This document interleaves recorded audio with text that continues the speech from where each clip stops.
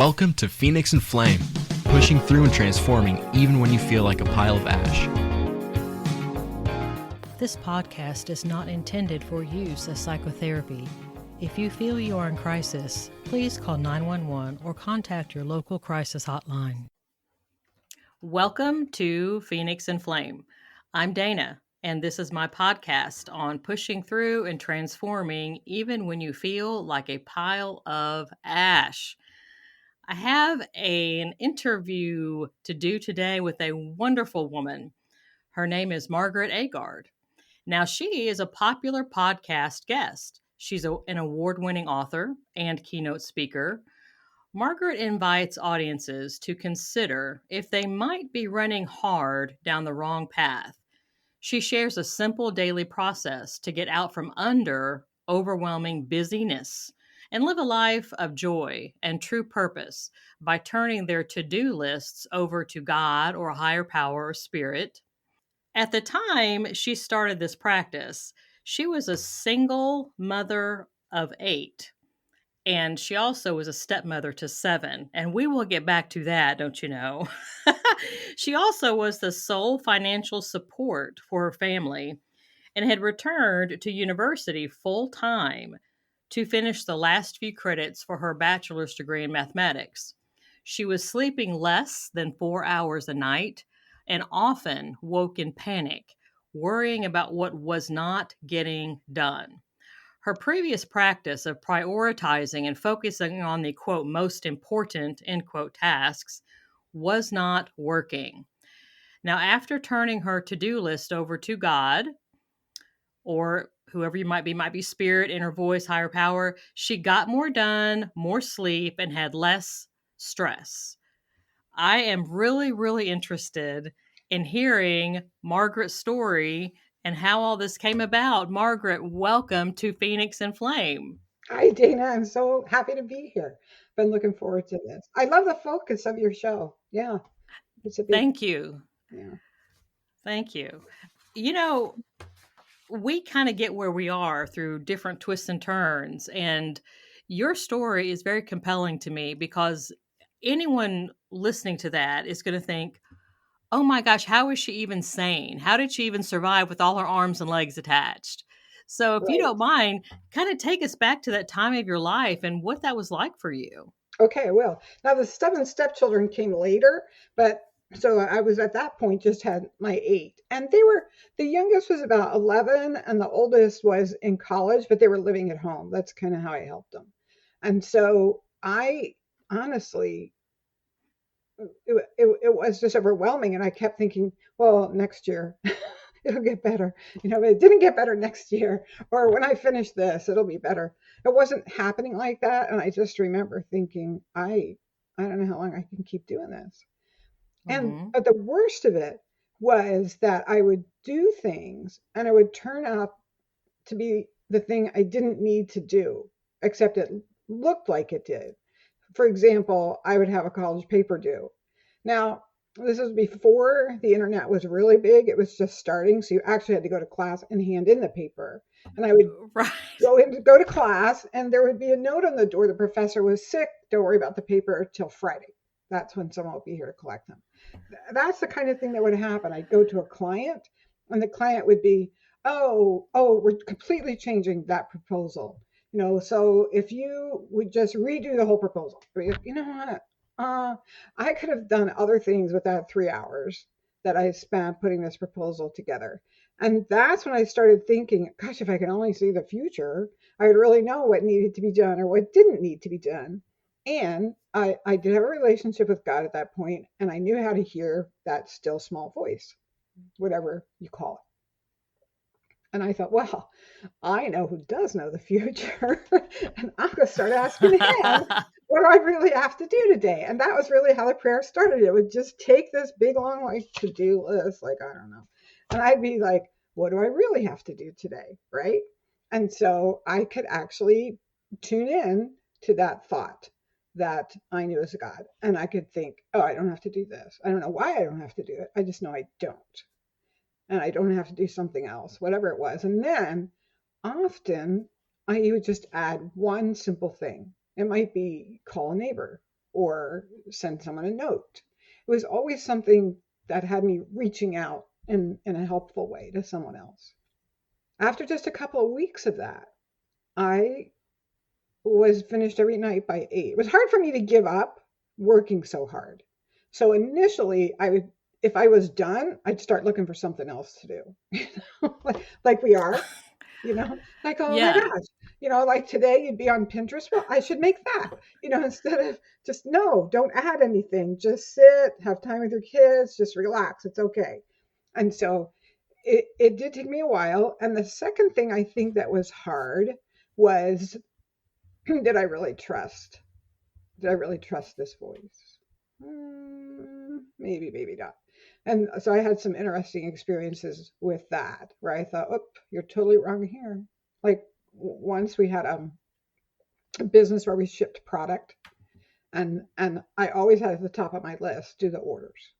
And so one day I looked at that and I was like, no, don't do the orders. And I thought, what do you mean don't do the orders? I mean, I get you're in heaven, but down here on earth, when we say we're going to ship next day, we ship the next day. Okay, I'm doing it. I'm doing the order. Well, it turned out it was like a federal holiday, a Monday federal holiday. And I really didn't, because the post office wasn't open. I really didn't have to do the orders.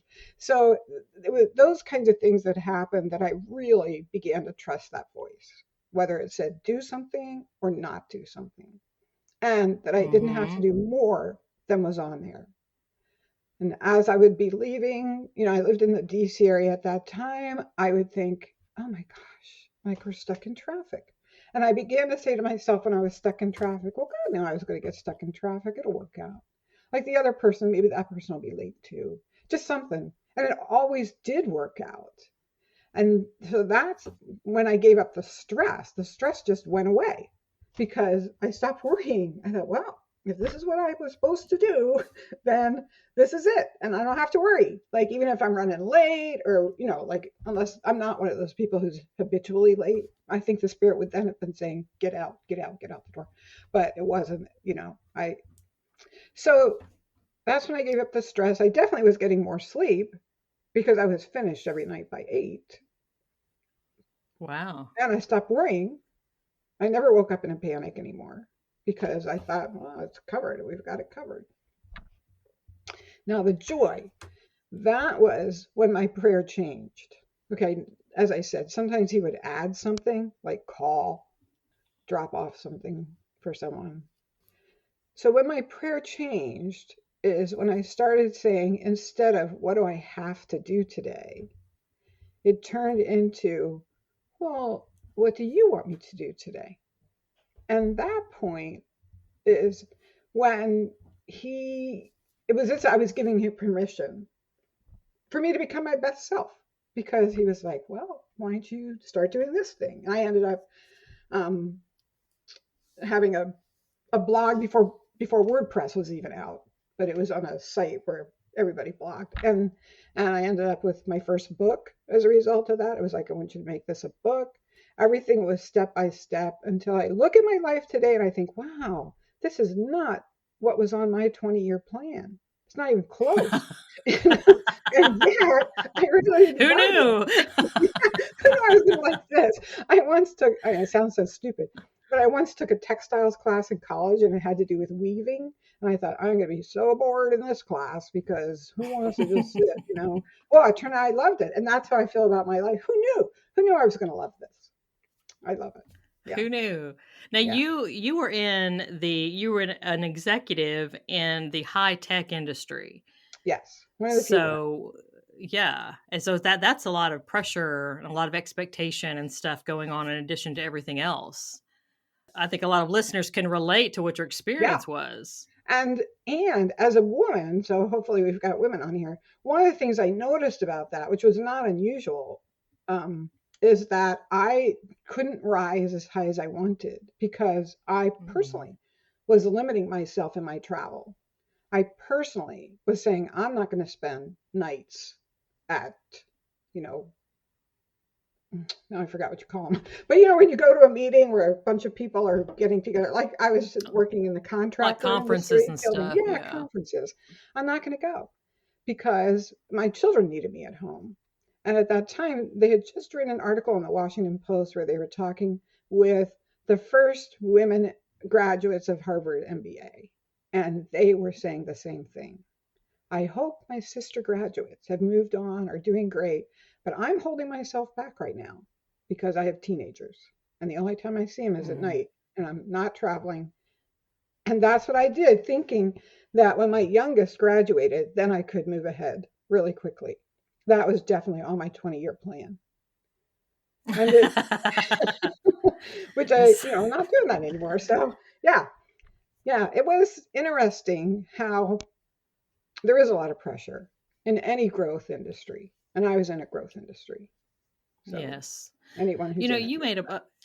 you kind of made a point earlier about that sensation of kind of giving yourself permission to relax and not to be constantly busy. I think that is something that a lot of people can relate to for different reasons. You know, some people are their ideas, they if they're not constantly busy, then they're not valuable.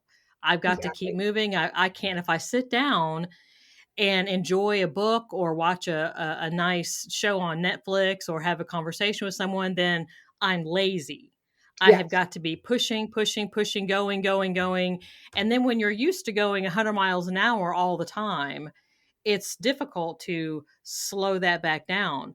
And being a psychotherapist, there are other people that go go go as a means of avoidance because they know as soon as they slow down, their thoughts and feelings are sitting there waiting on them, and they don't want to feel their feelings or think those thoughts about the problems in their life, so they go Mach 2 with their hair on fire as a means of avoidance. So it's like it's interesting hearing you say that. It's Yes. mhm. Especially people who grew up in abusive or alcoholic homes or had sex abuse or things like that. That is one of their characteristics. They might not become addicted to drugs, but they can become addicted to work, work, work, Mhm. work. And actually, that did happen to me. There was a point where I felt like the Spirit said, I want you to always keep your desk clear, like not have it piled with things I could do. And every time I got it completely clear, I felt sad because, as you say, I had to How deal interesting. with whatever emotions I wasn't dealing with, I had to deal with. And so Yeah. I just wrote down all the things I was sad about and tried to work through that so I could have a clear desk. Because it's like you say, it's and what was interesting is as I got rid of that sadness, that the joy again was coming. Like it's there, but we're not feeling it. Yeah, it's like the joy is there, but we have so many layers of stuff on the top that we're not dealing with. So what I'm hearing you say is in that instance, you kind of leaned into the sadness. You kind of brought it to yourself and felt it and investigated it and examined it and thought about why do I feel sad? And you leaned into that as opposed to just junking up your desk again so you wouldn't have to think about feeling sad anymore.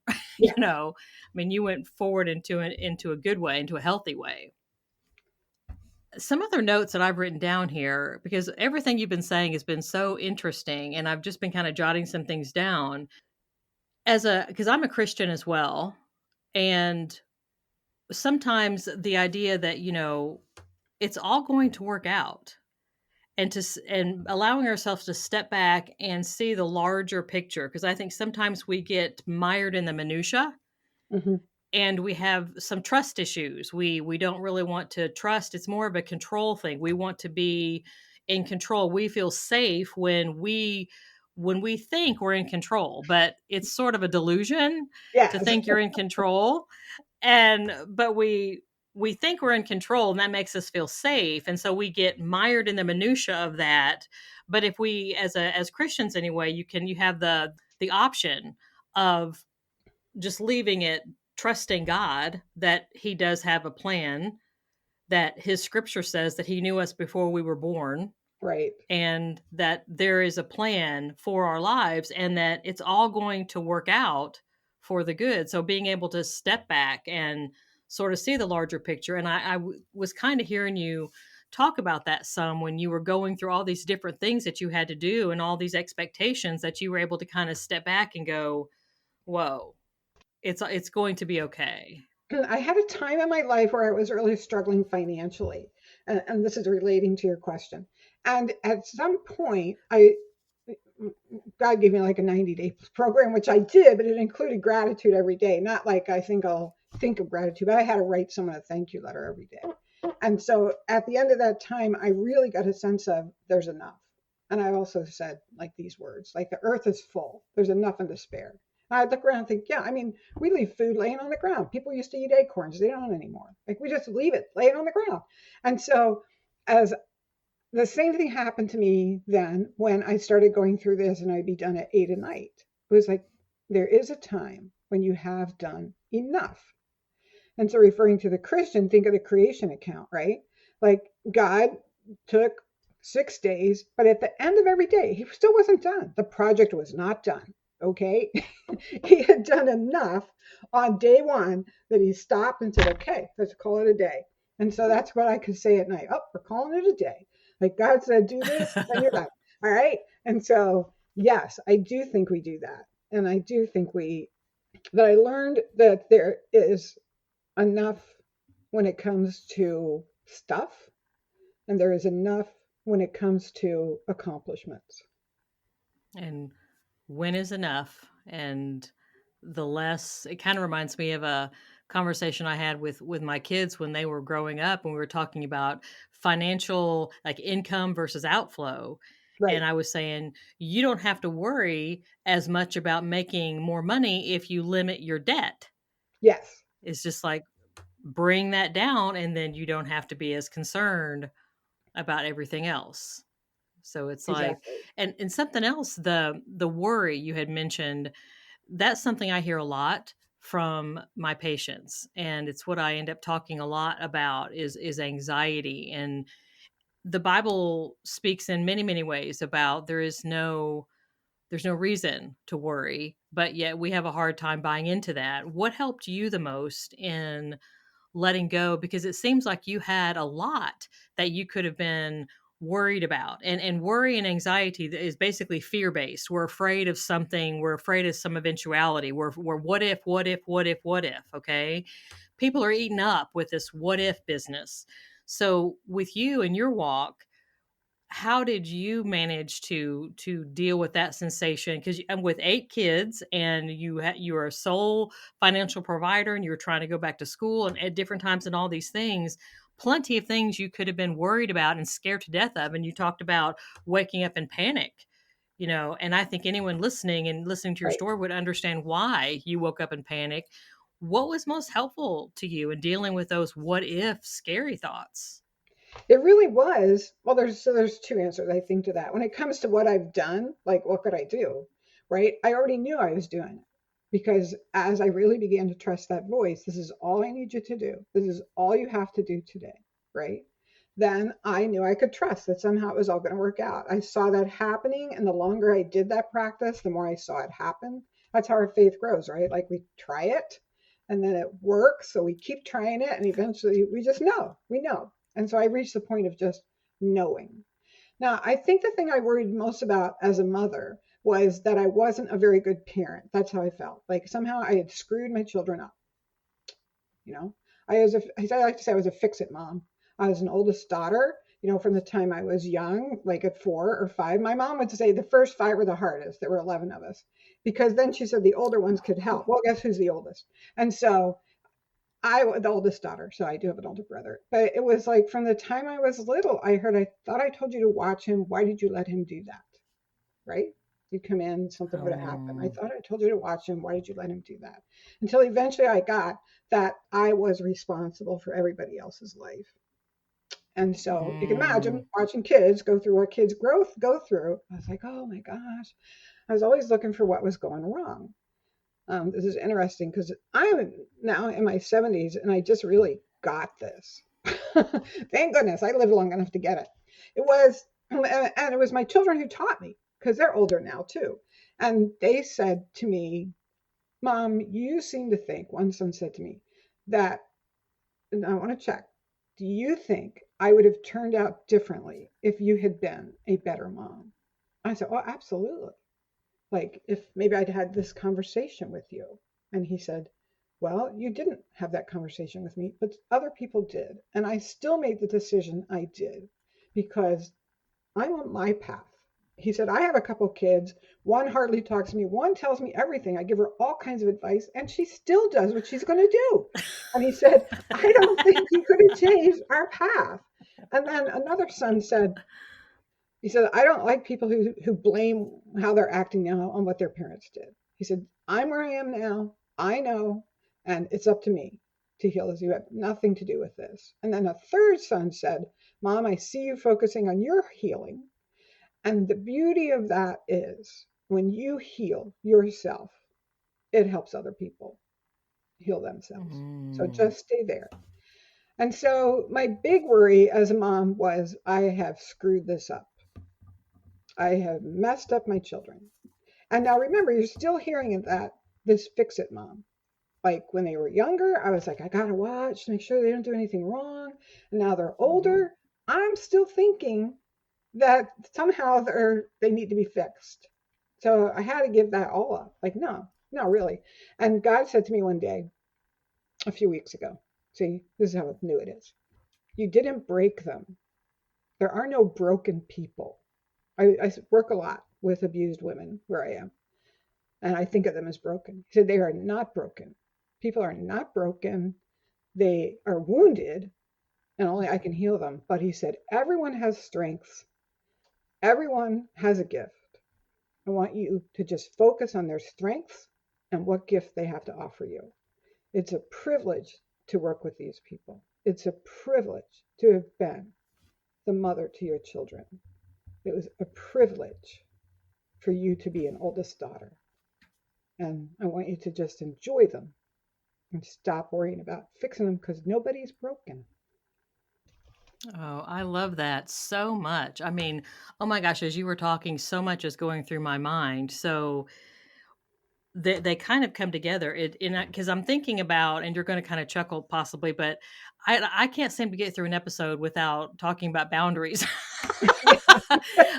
I'm known as the queen of boundaries, and it's funny anymore. It's just funny, and people kind of chuckle about it. But I hear it when people are talking. I hear the boundary issues, and so the first thing I wanted to point out was when you made the comment about, when you can take care of yourself, that's the biggest gift. When your son said to you, I see you taking care of yourself, and that's the gift to me, because then I can see you're doing that, then I can do that.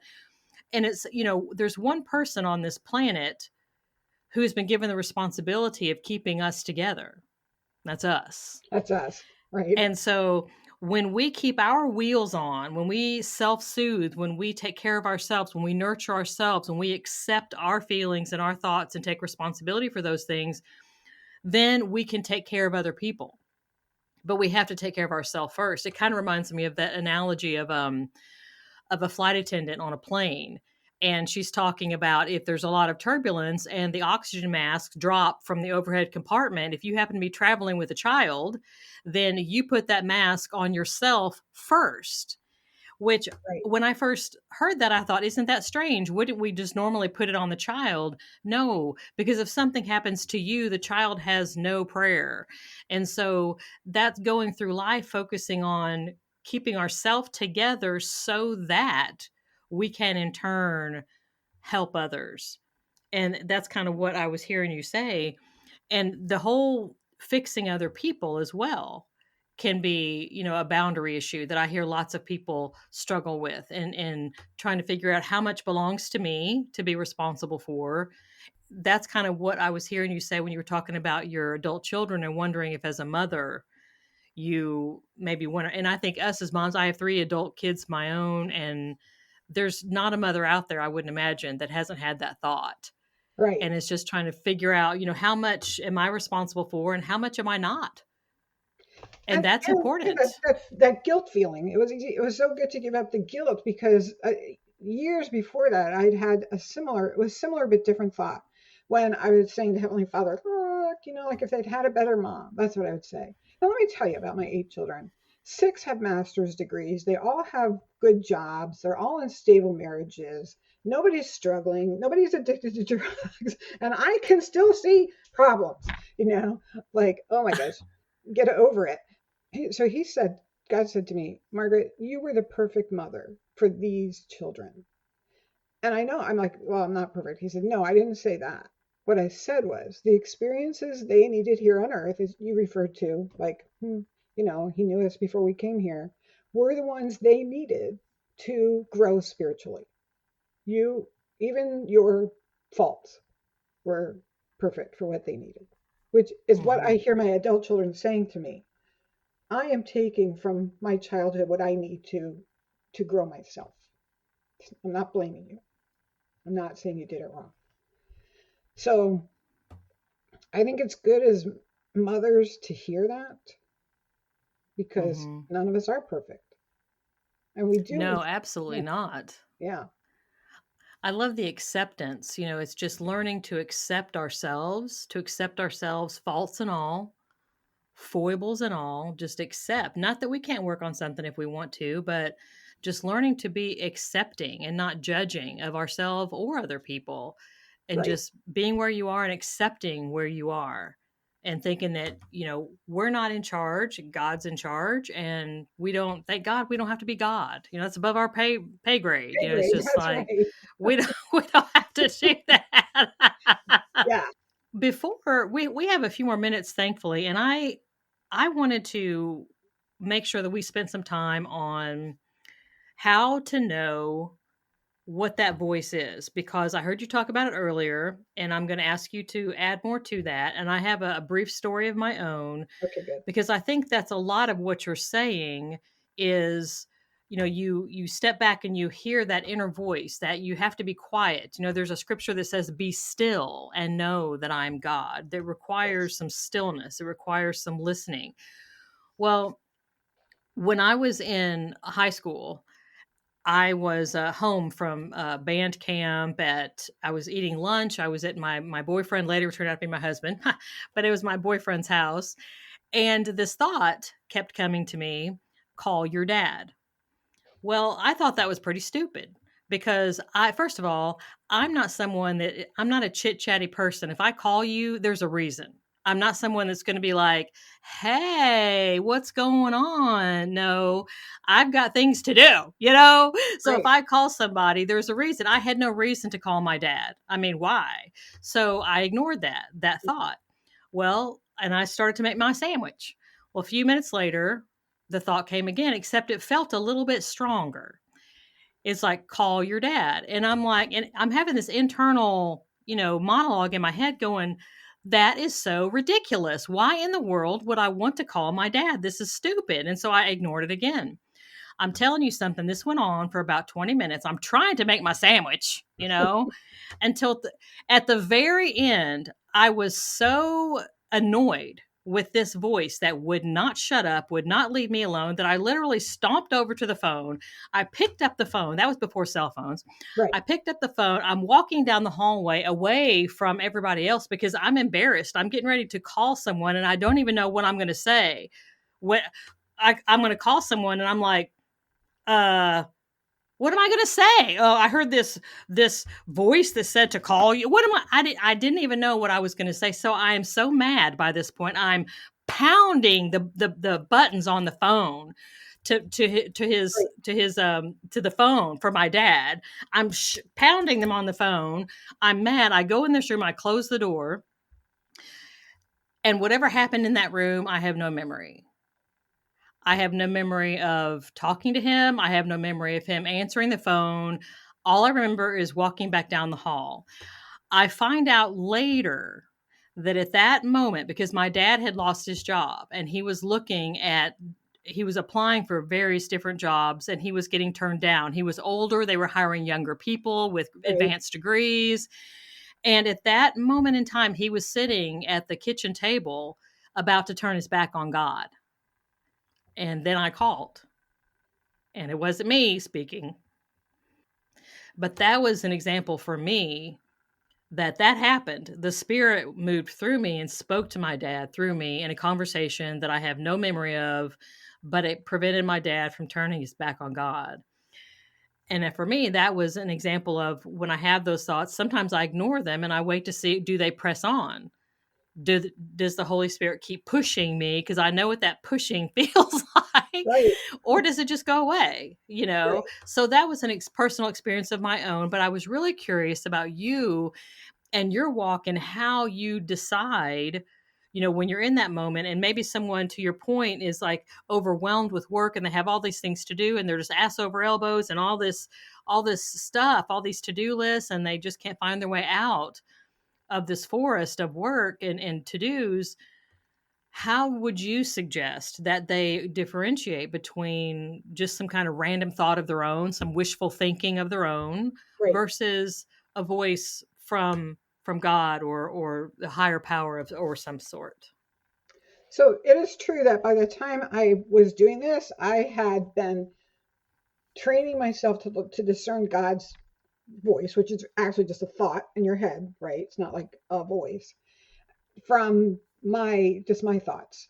And so, and I had very similar experience to you, but I had specifically said to God, I need to learn how to hear your voice. I don't know how to hear it. I don't know what that still small voice sounds like. And I had this multiple experiences where I would have a thought, I would blow it off, it would come back, and it would sort of answer what I was thinking, like, what am I supposed to say, or whatever it was. Like, I'd be thinking, why would I? And I would have another thought. And about the third time it comes back, like you said, you sort of put it off and wait to see if it comes back. Then I think, oh, that's God. This is God. And more than once, people have said, I was praying about that.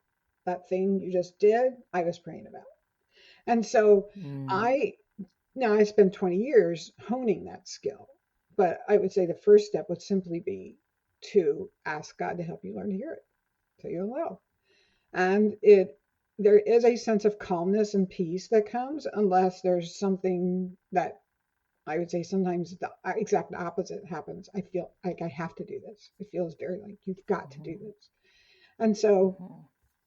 I knew how to do that. That's all I can say. You need to first learn to hear the voice, and if you don't know yet, you can ask and he'll help you learn how to hear that voice. But often it's a thought that keeps coming back, that it'll just come back. And so I could take my list. This looks like I don't so much make to-do lists now as I organize things. Like, what order am I going to do? Like, I have a big project and what are the 10 steps, right? And so I could just really just look down at it and have a thought. And the thought would be, don't worry, like that. And so I had to Mhm. test it. I did test it. Like, I'm going to go with it. And I think we would know the difference. That's what I would say, like you. Like, is this God or my ADHD speaking? Like, so yeah, what's going on here? And it's okay to ask that question. And the second thing is, once I did learn to hear it, I just began to really pay attention and pay attention to how I felt when I was hearing it, pay attention to whatever else was going on in my body when I learned to hear it. So I think those things are important. But the fact that it will repeat itself is, I think, also important. That if you're arguing yourself, like when I say to myself, I think I'm going to have a candy bar. And some part of me says, yeah, no. And I think, yeah, I think I am. I just eat it, right? So I don't argue with myself very much about things like that. But if the thought is a good thought, it keeps coming back, and I keep arguing with it, that's like, oh, wait, this has to be God. Yeah. That's awesome. Well, and I wanted to point out, being a psychotherapist, that, and you said you work with women with, issues too, with abuse issues. If there's someone out there listening and you're listening to us talk and you're thinking, I'm having trouble understanding how I'm going to differentiate the voice from a higher power, voice from God, whatever, from all these other things that are pressing on me that are dysfunctional and really wound based and trauma based, I would suggest that you seek out a therapist Yes. and go to a therapist and work out a lot of the stuff that's left over, a lot of the wounding, a lot of the trauma based thoughts and feelings and behaviors that you have, so you can heal those and get those moved off your plate. So then your mind is more, and your soul can be more attuned to spiritual things. It's hard to be attuned to spiritual things when you're struggling to survive, when Right. you're so full of, whether you're currently in a traumatic situation or you have a PTSD situation where it just keeps running through your mind and you keep getting triggered over and over and over again.